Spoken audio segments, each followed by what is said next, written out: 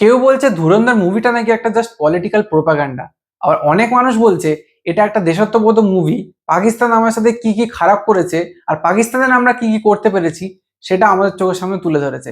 সেটা নিয়ে আজকে ডিবেট, মানুষ দুটো ভাগে ভাগ হয়ে গেছে আমাদের দেশে আপাতত। যে কেউ বলছে এটা মোদি গভর্নমেন্ট ফান্ড করে করিয়েছে, কেউ বলছে যে এটার মতো মুভি হয় না। তো আজকে সেটা নিয়ে আমরা বিশ্লেষণ করব। তার আগে বলে দিই যে চ্যানেলে যদি নতুন হোক সাবস্ক্রাইব করে দিও, চ্যানেলের কাজকর্ম ভালো লাগলে লাইক করে দিও, এই ভিডিওটা যদি ভালো লাগে অবশ্যই লাইক করে দিও।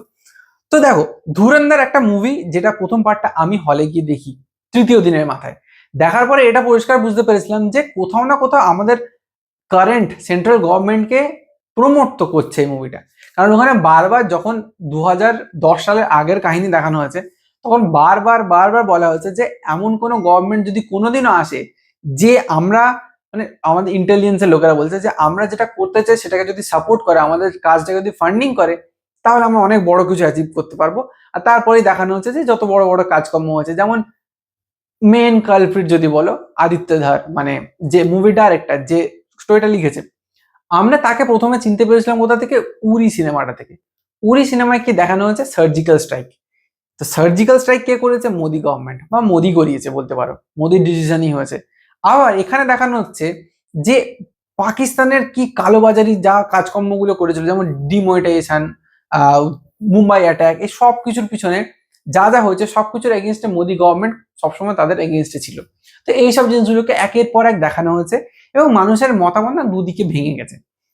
আমি আমার দিক থেকে যদি বলি, হ্যাঁ কোথাও না কোথাও মনে হচ্ছে যে এটা একটা পলিটিক্যাল প্রোপাগান্ডা মনে হয়েছে। তার মানে এটা না যে পুরোপুরি ফিল্মটা পলিটিক্যাল প্রোপাগান্ডা। মানে এখানে এই মুভিটাতে দেখানো হচ্ছে যে একটা ইন্ডিয়ান স্পাই তাকে কিভাবে পাকিস্তানে পাঠিয়ে পাকিস্তানের মাফিয়া ওয়ার্ল্ডটাকে ইনফিল্ট্রেট, শুধু না, সে ওখানকার পলিটিক্সকে ইনফিল্ট্রেট করে লেজিসলেটিভ অ্যাসেম্বলিতে, ওখানকার পার্লামেন্টে ঢুকে যাচ্ছে। এরকম একটা সিচুয়েশন দেখানো হচ্ছে যেটা বলা হয় সত্যি, যেটা অজিত ডোভাল স্যারের পুরোপুরি প্ল্যান মাফিক হয়েছিল।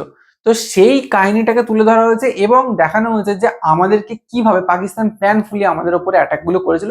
সেসব ইন্টেল আমরা পেয়ে যেতাম, কিন্তু এক্স্যাক্টলি কোথায় অ্যাটাক হতো সেটা আমরা ডিকোড করতে পারিনি। যেমন মুম্বাই অ্যাটাকের সিনটা যেখানে দেখানো হচ্ছে বারবার করে, যে মুম্বাই অ্যাটাকের প্ল্যানটা কিন্তু আমাদের স্পাইয়ের সামনেই হয়েছিল, কিন্তু সে যেহেতু সিঙ্গেল, সে একা কিছু রুখতে পারেনি। ঠিক আছে, তো এইসব সিচুয়েশন দেখানো হচ্ছে যেটা দেখে পরিষ্কার বোঝা যাচ্ছে যে হ্যাঁ, এই ফিল্মটার মধ্যে দেশাত্মবোধক জিনিসপত্র তো প্রচুর পরিমাণে আছে।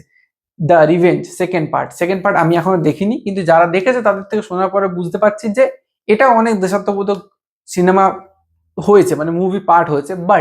বাট এখানে নরেন্দ্র মোদীজিকে পারফেক্টলি পোর্ট্রে করা হয়েছে যে this is the prime minister of India.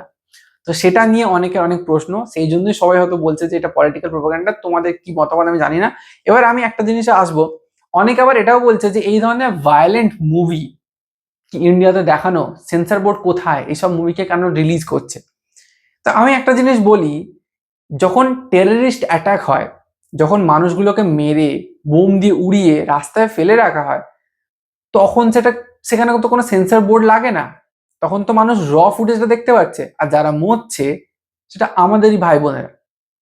তো যখন আমরা আমাদের ভালো সাইডটা মানুষের কাছে পোর্ট্রে করছি, যে আমাদের লোকেরা যথেষ্ট কেপেবল, আমাদের লোকেরা পাকিস্তানকে অনেকভাবে ফ্যাসাতে ফেলেছে, তখন কেন সেটা সমস্যা হচ্ছে? তখন কেন তুমি বলছো যে এরকম মুভি কেন চলবে না, মানে চলবে, এরা কেন চলবে?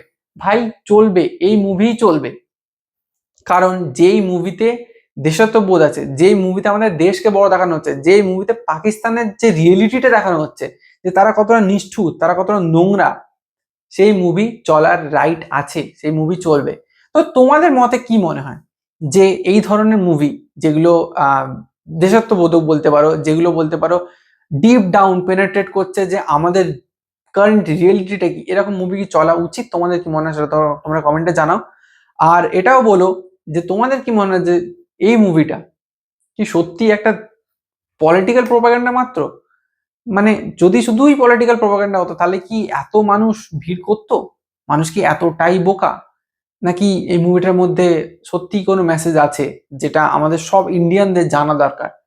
তো আমি তো আপাতত এটাকে পলিটিক্যাল প্রোপাগান্ডা ডাইরেক্টলি বলবো না।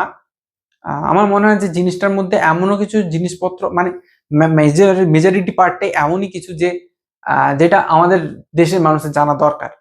তো আমি এই ফরেই থাকবো আপাতত, তোমরা তোমাদের মতামতটা কমেন্টে জানিয়ে যাও। তো দ্যাটস ইট, এই মুভিটার ব্যাপারে এটাই বলার ছিল আমার। চলো বাই।